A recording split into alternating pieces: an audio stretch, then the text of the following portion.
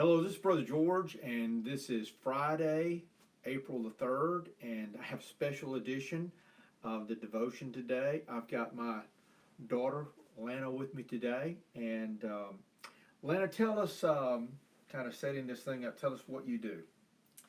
So, I am a therapist at the Center for Relational Care. There, I see primarily children and adolescents. That is a demographic that I specialize in, as well as trauma.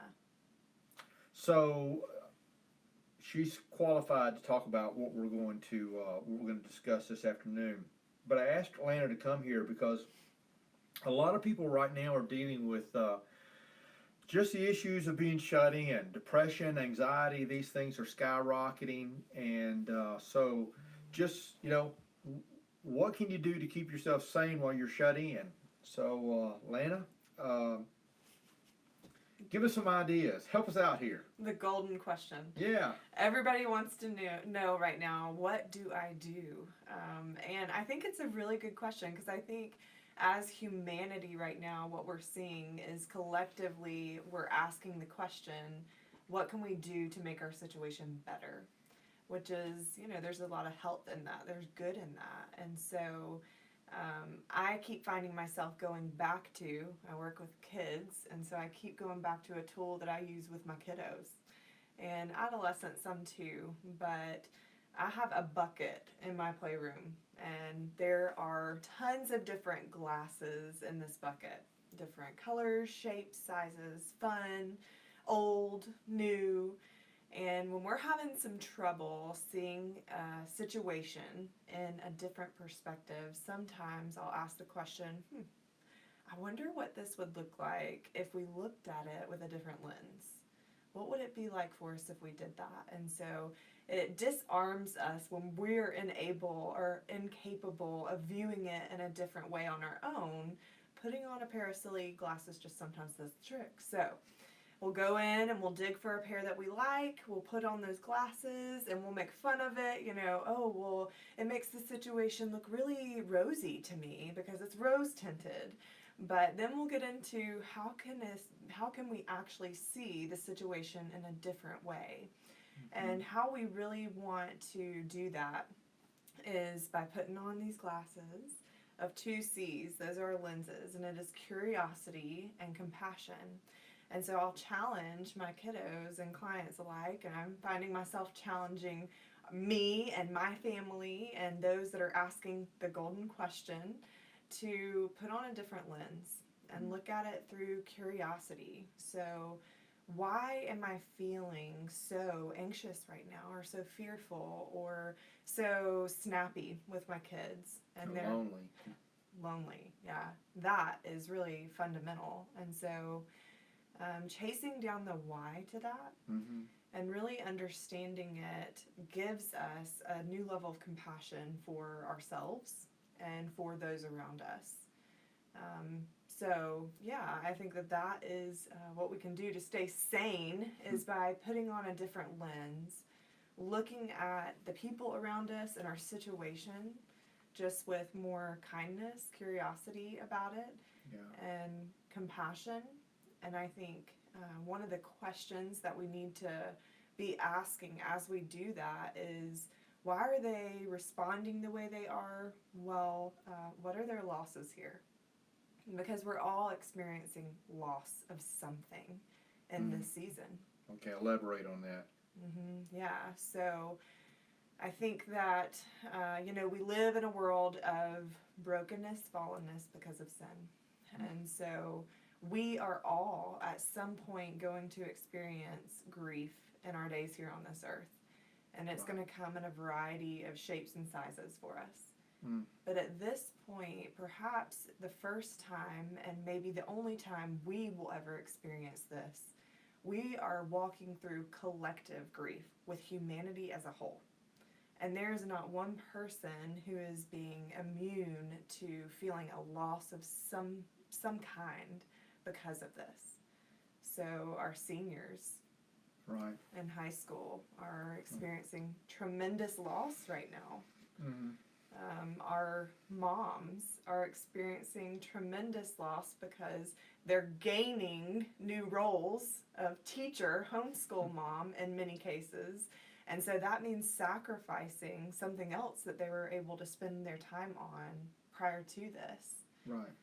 Dads who are now having to work at home and lost an office where they had peace and quiet, right? Now you're having to have conference calls with kids running around in the background with masks and costumes on. But you also have singles. You know, we cannot neglect our singles during this time because That's right. they experienced loneliness Yeah. prior to this pandemic, and now here we are telling them to, oh, I know you were lonely, but please stay away. It just intensifies it. Yeah, and so whatever loss we were feeling prior to this pandemic, my guess would be it's the same exact losses that we're feeling now. It's just magnified because there's no distractions to hide from it anymore. Yeah. Yeah. I can see that. I can see where people are just, anything you focus on just grows. Yeah. And so I can see why, because we're focusing more probably on our loneliness, more, a lot of uncertainty right now. And so consequently, anything we focus on just, it just expands, it grows, and it becomes more worrisome. So what are some things that we can do, to help us cope with, say, for one thing, just that uncertainty in our lives? Some people, will I have a job when this is over with? Will I, will my marriage survive me and my wife being together so much? So what are some things we can do to cope with the uncertainty? Yeah. So I think, when you actually give yourself permission to sit down and be curious about why am I feeling this uncertainty to this degree, give yourself a little compassion there and say, of course I'm feeling this right now. And then not just to yourself, but connect with someone on it. Mm-hmm. So go and actually name it. Saying it out loud does something to, it's almost like an exhale of the emotion that we're feeling, whether it's uncertainty or despair in our marriage, or just feeling frustrated with being stuck inside. If that is just staying inside. Hold on just a minute. If my wife is watching this, just hold on, baby. I want you to know that everything's fine, okay? I'm really enjoying this time, okay? So it's not me I'm talking about here. Right. Of course not. So, yeah, I think one really easy, I say easy, that's probably a really terrible assumption. That's not easy for most of us to actually say and exhale the emotion that we're holding inside. And so, you exhale, you leave room for something else on the inside, which that is an area for you to connect and hold someone else's thing that they're holding. So you go and say, I'm feeling really uncertain right now. Mm-hmm. How about you? What are you feeling? And then it's just this exchange, right, of connection that's happening. And that's really important, is you have someone that you can talk to, right? Mm-hmm. Yeah. So are there any things we can do maybe to help us cultivate? I mean, this is a great time, I guess, to maybe work on communication skills with your spouse or with your kids. So what are some things that we can do maybe to help us in that area? Yeah. So I think, number one, when you're putting on that lens and looking at the people just within your household at first, or within your inner circles that you're still connecting to on FaceTime or whatever, I think that it's important that you ask yourself what their losses are too, right? So what are they maybe going through that's causing them to feel a great loss right now? And then ask them about it. Right. So that is a way of just starting really simple communication just by asking questions to one another. Simple, but that's huge. Yeah, absolutely. Right, just asking people questions and showing interest in them. Yeah. So. Yeah, which takes sacrifice, right? It's leaving our own world Mm-hmm. to enter into someone else's for a moment. But the exchange that happens is when we do that, and this is great for any relationship, but especially marriages right now, where it's like, well, I need the computer. No, I need the office with a computer because I need to do my work. Well, the kids need to do school. And so we're always wanting to push our own frustrations and needs to the top.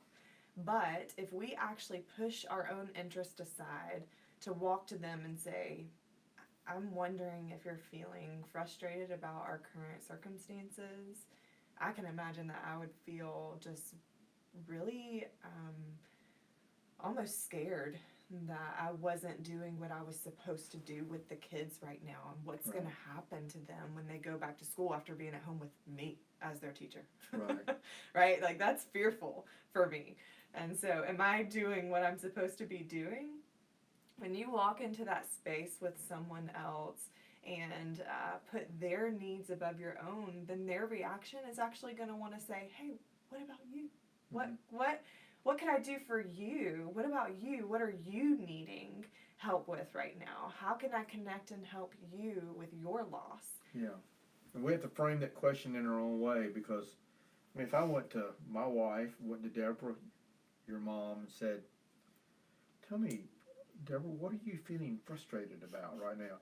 She would think I had lost my mind. So, I mean, there are probably other ways that I can frame that question that sound a little bit more like me, but like, what's making you feel uptight right now? Yeah. So, yeah, I think that's good advice. So, anything else you'd like to tell us and before we go to leave us with? Yeah, I feel like we've done the pastor thing and given a lot of alliteration today. So we've got curiosity, we've got compassion, which helps us to connect, which builds communication, right? But I would say one more, and that is get creative with it. So by making it your own, but also not just being creative within your own home and communicating within your own home, but again, like, don't forget to, even in a world of social distancing, stay connected to others, because relationships are vital. Yes. We just have to become more creative in how we do that. And that is what will keep us sane, is feeling connected, because being on an island on your own, that'll run you into insanity really quickly. Yeah. So having to get creative in these days to stay connected with others. Yeah. And the Bible tells us that we're to esteem others as higher than ourselves, and we're pushing our needs down, focusing on the needs of others, dying ourselves, and but and what happens ironically is, in seeking to meet the needs of others, we get our own needs met. So exactly, yeah. Yeah. Well, Lana, all I can say is, I mean, I'm just absolutely impressed. I mean, you're brilliant. I don't know where you got it from. I know your mother's proud. So, but tell us, how can we, I mean, you work at the Center for Relational Care, I know, but so if anybody wants to contact you and pursue further, I mean, how would they go about doing that?